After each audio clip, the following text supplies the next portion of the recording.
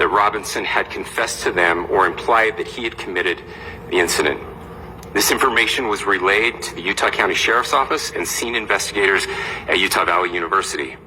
This information was also conveyed to the FBI.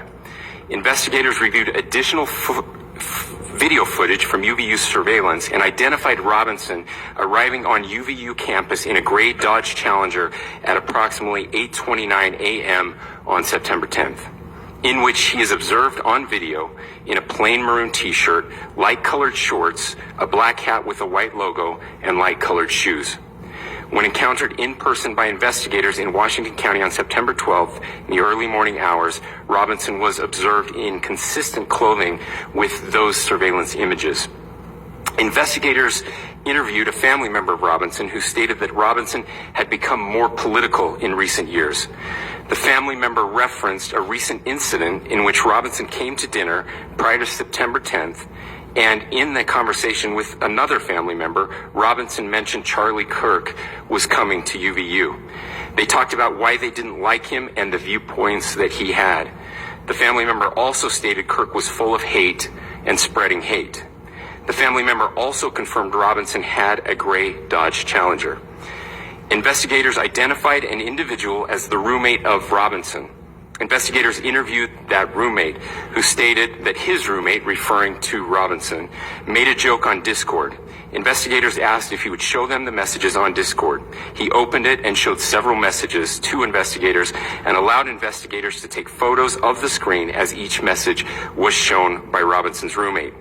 These photos consisted of various messages, including content of messages between the phone contact named Tyler with an emoji icon and Robinson's roommate's device.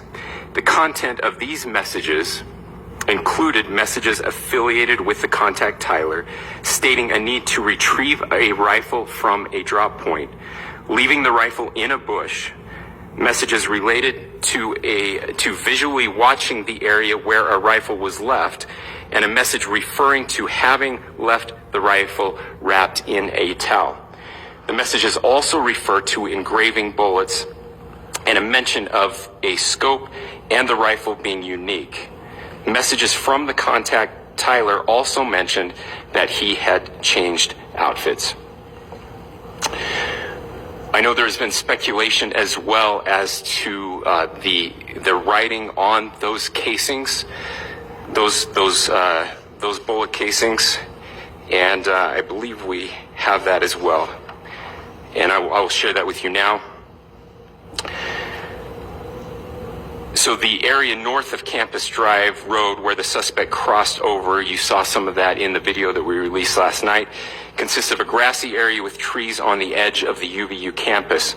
Investigators discovered a bolt-action rifle wrapped in a dark-colored towel. The rifle was determined to be a Mauser Model 98 .30-06 caliber bolt-action rifle. The rifle had a scope mounted on top of it. Investigators noted inscriptions that had been engraved on casings found with the rifle. Inscriptions on a fired casing read, "Notices bulges, capital OWO, what's this?" ? Inscriptions on the three unfired casings read, "Hey fascist!" ! Catch! Up arrow symbol, right arrow and symbol, and three down arrow symbols. A second unfired casing read, "Oh Bella Chow, Bella Chow, Bella Chow, Chow Chow," and a third unfired casing read, "If you read this, you are gay, LMAO." We are indebted to law enforcement across the state who's worked seamlessly together, local law enforcement, state law enforcement, and our federal partners with the Federal Bureau of Investigation. We're grateful for everyone who worked together in such a short amount of time to find this person and to bring justice.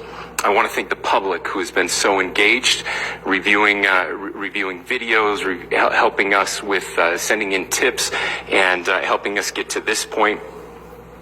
I want to thank the family members of Tyler Robinson who did the right thing in this case and were able to bring him into to law enforcement as well. I especially want to thank the family of Charlie Kirk, Erica, Charlie's parents, his children. I want us to be thinking of them as we bring justice in this case. They will be involved in that justice. We will be working very closely with them as we move through this process as well. This is a very sad day for our country, a terrible day for the state of Utah, but I'm grateful that at this moment we have an opportunity to bring closure to this very dark chapter in our nation's history. With that, I will now turn the microphone over to the Director of the FBI, Kash Patel. Thank you, Governor. This is what happens when you let good cops be cops. The FBI and our partners are proud to stand here today together to bring justice to the family of Charlie Kirk and honor his memory. I want to express my deep gratitude to President Trump, the Vice President, and the entire White House who have been so incredibly supportive with both resources and just personally to the FBI as a team. They had our backs the entire way, and I just want to express my gratitude for giving us the resources we need to operate in this space to bring this sort of justice at this sort of speed. In 33 hours, we have made historic progress for Charlie. Governor Cox, our partnership has been absolutely incredible these last few days. Our partnership will endure. Your state and local partners, your sheriffs, your DPS community has been unbelievably impressive in the hardest of times. And a case like this cannot be solved, cannot be brought without partnering with your state and local authorities. The FBI has a certain role to play, and we will play that role, and we will lead out for the federal government. But Governor Cox, we are so grateful.